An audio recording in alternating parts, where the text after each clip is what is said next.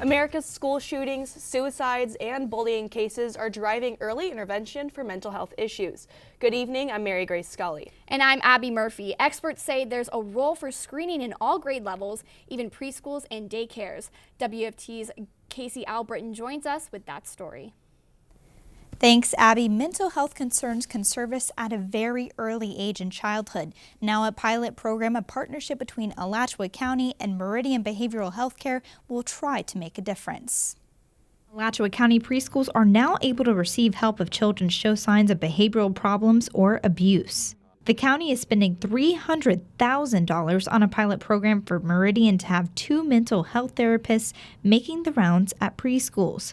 Meridian Senior VP Caroline McLean says an early sign of trouble is a child being especially defiant. And it's really tragic when you think about a 3-year-old child maybe being expelled from an early learning center.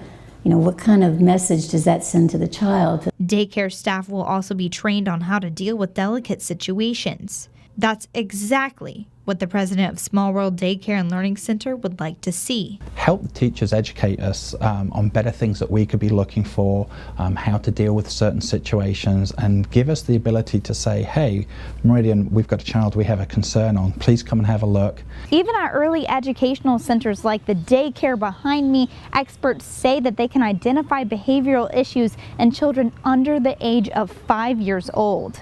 Russell Scotes says he sees worrying situations in young children all the time. A good example could be a cat scratch on the side of the face. Might not be child abuse, but we want to document it. We want to make sure we've got a record that something has happened to that child, because if we see it a dozen times, is there a concern? Both Meridian and daycare staff agree that very early intervention is important.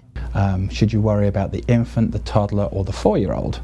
You should worry about the infant, because the infant is sucking it all in but can't communicate it. Meridian will have a meeting next week to decide which preschools in Alachua County their therapists will visit.